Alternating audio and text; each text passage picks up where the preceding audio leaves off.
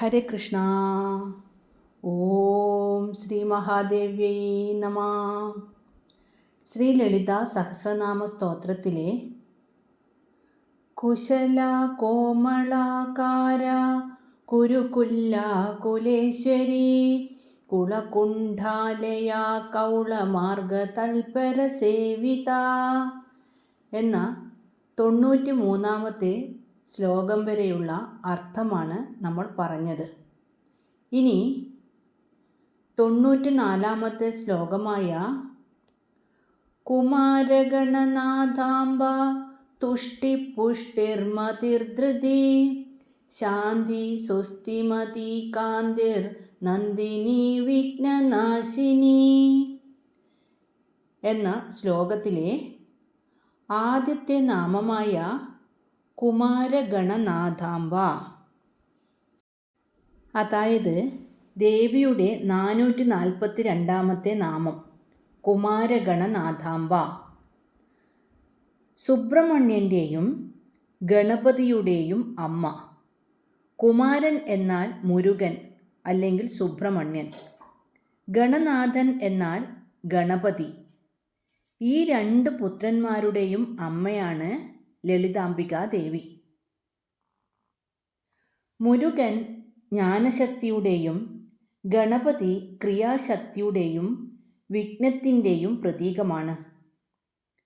ഈ രണ്ട് ശക്തികളും ഉദ്ഭവിക്കുന്നത് ഒരേ പൊരുളിൽ നിന്നാണെന്ന് ഈ നാമം വ്യക്തമാക്കുന്നു. നമ്മുടെ ശരീരത്തിലെ മൂലാധാരത്തിൻ്റെ അധിപൻ ഗണപതിയും ആജ്ഞാചക്രത്തിൻ്റെ, അതായത് നെറ്റിത്തടത്തിൻ്റെ അധിപൻ സുബ്രഹ്മണ്യനുമാണ്. ഈ രണ്ട് കേന്ദ്രങ്ങളെയും നിയന്ത്രിക്കുകയും ബന്ധിപ്പിക്കുകയും ചെയ്യുന്ന മഹാശക്തിയാണ് അമ്മ. ഗണപതിയെയും സുബ്രഹ്മണ്യനെയും ധ്യാനിക്കുന്നതിലൂടെ നാം സത്യത്തിൽ അമ്മയെ തന്നെയാണ് വണങ്ങുന്നത്. ഇനി ദേവിയുടെ 443-ാമത്തെ നാമമായ തുഷ്ടി. തുഷ്ടി എന്നാൽ പരിപൂർണമായ സംതൃപ്തി അല്ലെങ്കിൽ സന്തോഷം എന്നാണ് അർത്ഥം. അമ്മ എപ്പോഴും തന്നിൽ തന്നെ സന്തോഷം കണ്ടെത്തുന്നവളാണ്. യാ ദേവി സർവഭൂതേഷു തുഷ്ടിരൂപേണ സംസ്ഥിത എന്ന് ദേവി മഹാത്മ്യത്തിൽ പറയുന്നുണ്ടല്ലോ.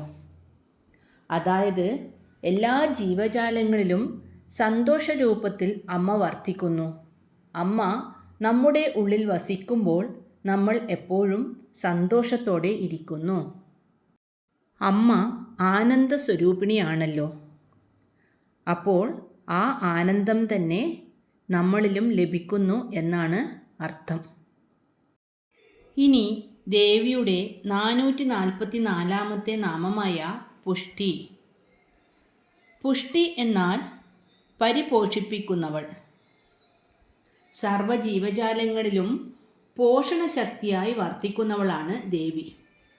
ഒരു അമ്മ കുഞ്ഞിനെ ആഹാരം നൽകി വളർത്തുന്നതുപോലെ ഈ പ്രപഞ്ചത്തിലെ സകല ജീവജാലങ്ങൾക്കും നിലനിൽക്കാൻ ആവശ്യമായ ഊർജം നൽകുന്നത് ലളിതാംബികയാണ്. നമ്മുടെ ശരീരത്തിന് ആരോഗ്യവും മനസ്സിന് കരുത്തും ബുദ്ധിക്ക് തെളിച്ചവും നൽകുന്ന ശക്തിയാണ് പുഷ്ടി. ശാരീരികമായ വളർച്ച മാത്രമല്ല, ആത്മീയമായ വളർച്ചയും അമ്മയുടെ ഈ അനുഗ്രഹം കൊണ്ടാണ് ഉണ്ടാകുന്നത്. ഐശ്വര്യവും സമ്പത്തും വർദ്ധിക്കുന്നതിനെയും പുഷ്ടി എന്നു പറയുന്നു. നമ്മൾ ചെയ്യുന്ന നല്ല കാര്യങ്ങൾ ഫലപ്രാപ്തിയിൽ എത്തുന്നതും അമ്മയുടെ ഈ ചൈതന്യം നമ്മുടെ കൂടെ ഉള്ളപ്പോഴാണ്. ആത്മീയ പാതയിൽ സഞ്ചരിക്കുന്നവർക്ക് തളർച്ച ബാധിക്കാതെ മുന്നോട്ടു പോകാൻ വേണ്ട ഭക്തിയാകുന്ന അമൃത് നൽകുന്നത് ഈ പുഷ്ടി സ്വരൂപിണിയായ അമ്മയാണ്. യാ ദേവി സർവഭൂതേഷു പുഷ്ടിരൂപേണ സംസ്ഥിത എന്ന് ചൊല്ലുമ്പോൾ നമ്മുടെ ഓരോ കോശത്തിലും നിറഞ്ഞിരിക്കുന്ന ജീവശക്തിയെയാണ് നാം വന്ദിക്കുന്നത്. ഇനി ദേവിയുടെ 445-ാമത്തെ നാമമായ മതി. മതി എന്നാൽ ബുദ്ധിസ്വരൂപിണി.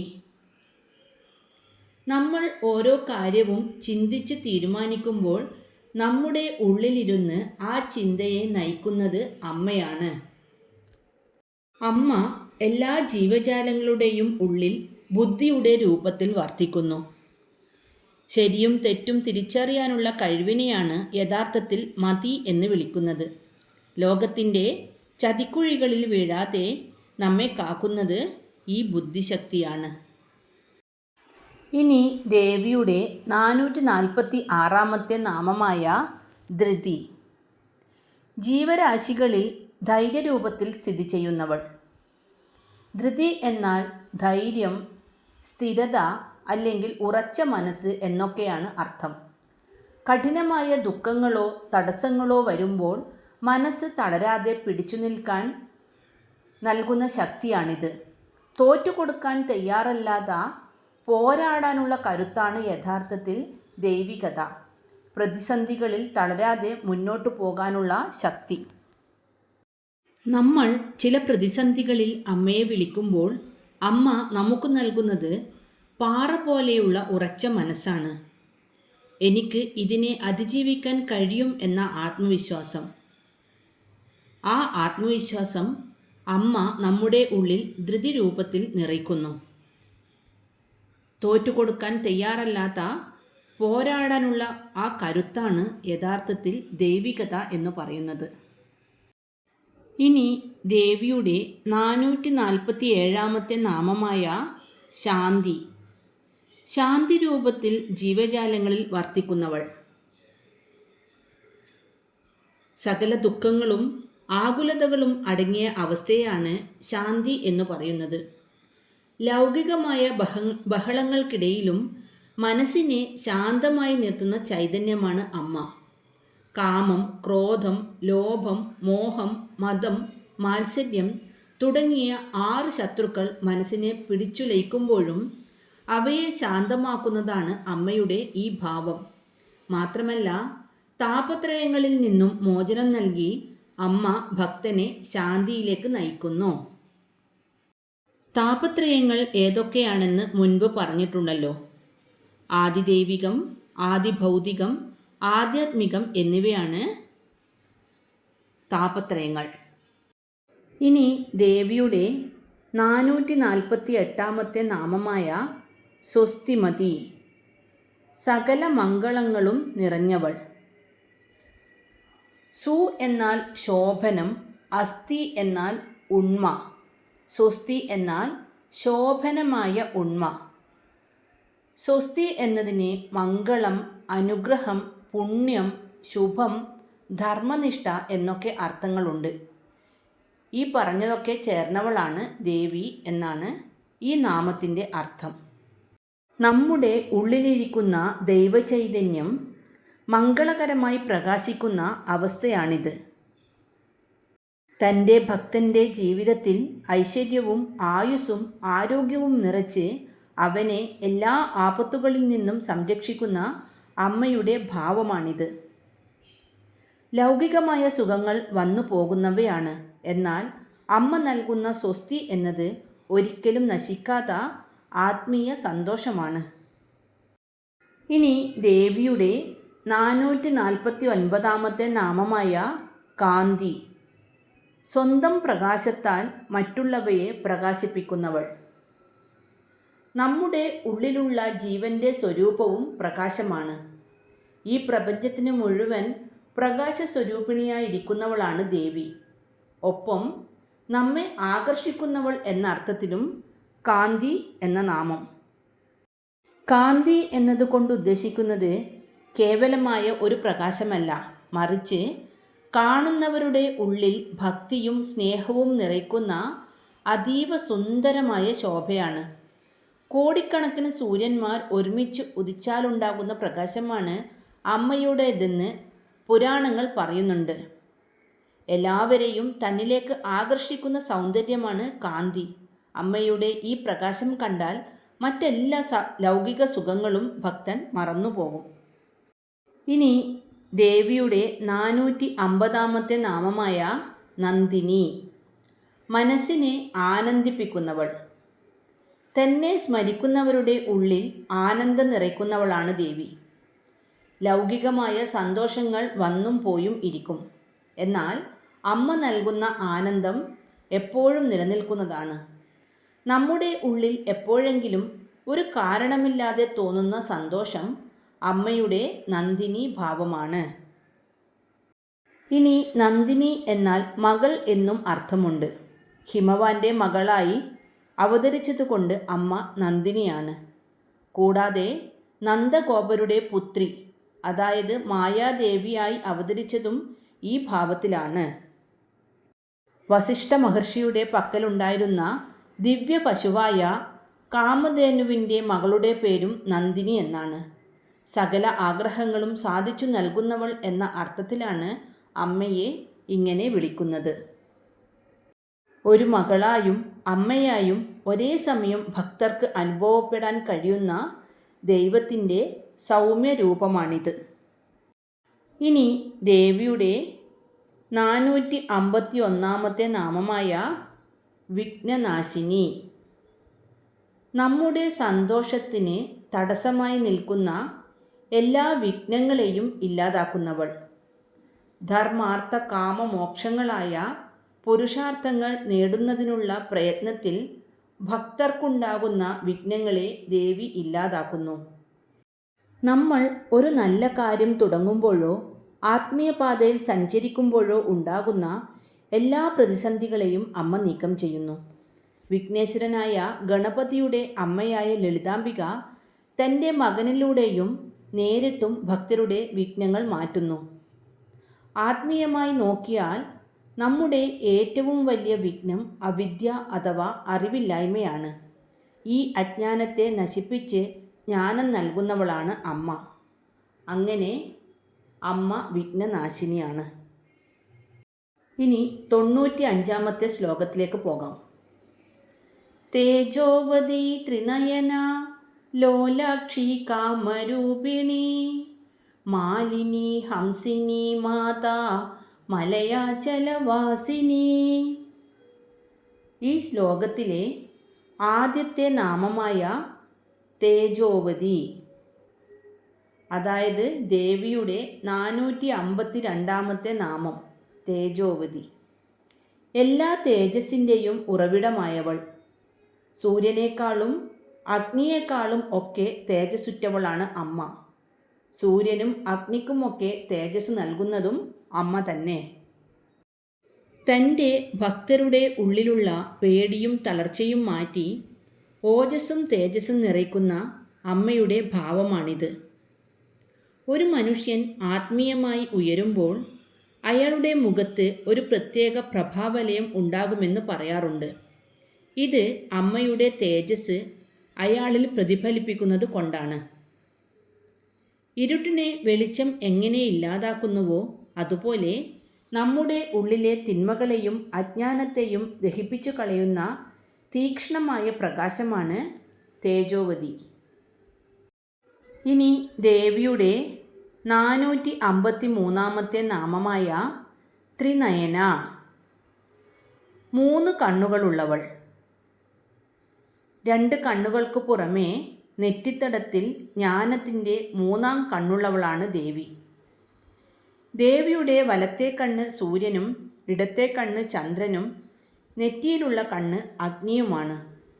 ഈ പ്രപഞ്ചത്തിലെ മുഴുവൻ വെളിച്ചവും നിയന്ത്രിക്കുന്നത് അമ്മയുടെ ഈ 3 കണ്ണുകളാണ്. ഭൂതം, വർത്തമാനം, ഭാവി എന്നീ 3 കാലങ്ങളെയും ഒരേ സമയം കാണാൻ കഴിയുന്നവൾ എന്നാണ് ഈ നാമത്തിൻ്റെ അന്തരാർത്ഥം. നമ്മുടെ 2 കണ്ണുകൾ പുറം ലോകത്തെ കാണാനാണെങ്കിൽ 3ാം കണ്ണ് നമ്മുടെ ഉള്ളിലേക്ക് നോക്കാനുള്ളതാണ്. യോഗശാസ്ത്രപ്രകാരം ഇത് ആജ്ഞാചക്രത്തെയാണ് സൂചിപ്പിക്കുന്നത്. നമ്മൾ ത്രിനയനയായ അമ്മയെ ധ്യാനിക്കുമ്പോൾ നമ്മുടെ ഉള്ളിലെ വിവേകമാകുന്ന 3ാം കണ്ണ് തുറക്കപ്പെടുകയും സത്യം തിരിച്ചറിയാൻ നമുക്ക് സാധിക്കുകയും ചെയ്യുന്നു. ശിവഭഗവാന്റെ അർദ്ധാംഗിനി ആയതുകൊണ്ട് ശിവനെ പോലെ തന്നെ ത്രിനേത്രങ്ങളുള്ളവളാണ് ലളിതാംബിക ദേവി. ഇനി ദേവിയുടെ 454 നാമമായ ലോലാക്ഷി കാമരൂപിണി. ഈ ലോകത്തിലെ സുന്ദരിമാരിൽ വെച്ച് ഏവരെയും ആകർഷിക്കത്തക്ക സൗന്ദര്യമുള്ളവളാണ് ദേവി. ലോല എന്നാൽ ചഞ്ചലമായ. തൻ്റെ ഭക്തരോടുള്ള അതിയായ കരുണ മൂലം അമ്മയുടെ കണ്ണുകൾ എപ്പോഴും ചഞ്ചലമായി കൊണ്ടിരിക്കുന്നു. തൻ്റെ ഭക്തരെ എപ്പോഴൊക്കെ സഹായിക്കണം എന്ന് നോക്കുന്ന കരുണാകടാക്ഷം. കാമ എന്നാൽ ആഗ്രഹം. ഭക്തൻ അമ്മയെ ഏത് രൂപത്തിൽ കാണാൻ ആഗ്രഹിക്കുന്നുവോ ആ രൂപത്തിൽ പ്രത്യക്ഷപ്പെടുന്നവളാണ് അമ്മ. ഇനി മറ്റൊരർത്ഥത്തിൽ പറഞ്ഞാൽ അതീവ സുന്ദരമായ കണ്ണുകളുള്ളവളും മന്മഥനെ പോലെ വശ്യമായ രൂപമുള്ളവളും എന്നാണ് ഈ നാമത്തിൻ്റെ സാരം. കാമദേവൻ്റെ അമ്പും വില്ലും കയ്യിലേന്തിയ ലളിതാംബികയുടെ മൂലരൂപത്തെയും ഈ നാമം സൂചിപ്പിക്കുന്നു. ഇനി ദേവിയുടെ 455 നാമമായ മാലിനി, അക്ഷരമാല ചൂടിയവൾ. ഇവിടെ അമ്മ ധരിച്ചിരിക്കുന്നത് 51 അക്ഷരങ്ങൾ, അതായത് ആ മുതൽ ഷാ വരെ ചേർത്ത് വച്ചിരിക്കുന്ന അക്ഷരമാലയാണ്. പ്രപഞ്ചത്തിലെ എല്ലാ അറിവുകളും ഈ അക്ഷരങ്ങളിൽ അടങ്ങിയിരിക്കുന്നു. ആ അക്ഷരങ്ങളെല്ലാം കൃത്യമായി ഉച്ചരിച്ചാൽ അവിടെ ദേവി പ്രസാദമുണ്ടാകുന്നു. നമ്മൾ സംസാരിക്കുന്ന ഓരോ വാക്കും അക്ഷരമാണ്. ആ അക്ഷരങ്ങളെ കോർത്തിണക്കി അർത്ഥമുണ്ടാക്കുന്നത് അമ്മയാണ്. നമ്മുടെ സംസാരത്തെ ശുദ്ധമാക്കാൻ മാലിനിയായ ദേവിയെ ധ്യാനിക്കാം. കൂടാതെ സുഗന്ധമുള്ള പൂക്കൾ കൊണ്ട് നിർമ്മിച്ച മാലകൾ എന്നും അമ്മയ്ക്ക് പ്രിയപ്പെട്ടതാണ്. മനോഹരമായ മാലകൾ അണിഞ്ഞവൾ എന്നും ഈ നാമത്തിന് അർത്ഥമുണ്ട്. ഇനി ദേവിയുടെ 456 നാമമായ ഹംസിനി, ഹംസത്തെ വാഹനമാക്കിയവൾ. സരസ്വതി രൂപത്തിലുള്ള ദേവിയാണ് ഹംസത്തെ വാഹനമാക്കിയിരിക്കുന്നത്. ഹംസം പരിശുദ്ധിയുടെയും ജ്ഞാനത്തിൻ്റെയും പ്രതീകമാണ്. മാത്രമല്ല ഹംസത്തിന് ഒരു പ്രത്യേകതയുണ്ട്. പാലും വെള്ളവും കൂടി കലർന്നതിൽ നിന്ന് പാലിനെ വേർതിരിച്ചെടുക്കാൻ ഹംസത്തിന് സാധിക്കും എന്നാണ് പറയപ്പെടുന്നത്. അതുപോലെ ഈ ലോകത്തിലെ അസത്യങ്ങളിൽ നിന്ന് സത്യത്തെ മാത്രം വേർതിരിച്ചറിയാനുള്ള വിവേകം നൽകുന്നവളാണ് ഹംസിനിയായ അമ്മ. അജപ ഗായത്രി മന്ത്രത്തിന് ഹംസം എന്നും പേരുണ്ട്. പരിശ്രമം കൂടാതെ സ്വയമേവ എല്ലാവരാലും ജപിക്കപ്പെടുന്നത് കൊണ്ട് അജപ എന്നും അറിയപ്പെടുന്നു. ഇനി ദേവിയുടെ 457 നാമമായ മാതാ, എല്ലാറ്റിനും അമ്മയായിട്ടുള്ളവൾ, ജഗന്മാതാവായ ദേവി. ഈ പ്രപഞ്ചത്തിലെ ചരാചരങ്ങളെ മുഴുവൻ പ്രസവിച്ചവളും പരിപാലിക്കുന്നവളുമാണ് അമ്മ. നമ്മെ പെറ്റമ്മയെപ്പോലെ തന്നെ സ്നേഹിക്കുന്ന സാക്ഷാൽ ജഗദംബിക. ഏതൊരു കുഞ്ഞിനും ആദ്യത്തെ ഗുരു അമ്മയാണ്. അതുപോലെ ആത്മീയ പാതയിൽ നമ്മെ കൈപിടിച്ചുയർത്തുന്ന പരമഗുരുവാണ് ജഗന്മാതയായ അമ്മ. തൻ്റെ ഭക്തൻ എത്ര വലിയ ദോഷിയാണെങ്കിലും അമ്മേ എന്ന് വിളിച്ച് ശരണം പ്രാപിച്ചാൽ ലളിതാംബിക അവനെ ചേർത്ത് പിടിക്കുക തന്നെ ചെയ്യും. സഹസ്രനാമത്തിൻ്റെ തുടക്കത്തിലും മധ്യത്തിലും ഈ നാമം വരുന്നത് നമ്മൾ എത്ര അറിവ് നേടിയാലും ഒടുവിൽ അമ്മയുടെ മടിത്തട്ടിൽ അഭയം പ്രാപിക്കുന്ന ഒരു കൊച്ചു കുട്ടിയാണെന്ന് നമ്മെ ഓർമ്മിപ്പിക്കാനാണ്. ഇനി ദേവിയുടെ 458 നാമമായ മലയാചല വാസിനി, മലയപർവ്വതത്തിൽ വസിക്കുന്നവൾ. മലയപർവ്വതം എന്നാൽ ചന്ദനമരങ്ങൾക്ക് പേരുകേട്ട സ്ഥലമാണ്. മലയജം എന്നാൽ ചന്ദനം. ചന്ദനത്തിൻ്റെ തണുപ്പും ശുദ്ധിയും ഒരുപോലെ ഭക്തരുടെ മനസ്സിലെ താപത്തെ ശമിപ്പിച്ച് അവിടെ ശുദ്ധിയും തണുപ്പും നൽകുന്നവളാണ് അമ്മ. ഇന്ന് അർത്ഥം മനസ്സിലാക്കിയ ശ്ലോകങ്ങൾ നമുക്കൊന്ന് ചൊല്ലി നോക്കാം. കുമാരഗണനാഥാംബ തുഷ്ടിപുഷ്ടിർമതിർധൃതി ശാന്തി സ്വസ്തിമതി കാന്തിർ നന്ദിനി വിഘ്നനാശിനി തേജോവതി ത്രിനയന ലോലാക്ഷി കാമരൂപിണി മാലിനി ഹംസിനി മാതാ മലയാചലവാസിനി. ഓം ശ്രീ മഹാദേവ്യൈ നമഃ. ഹരേ കൃഷ്ണ.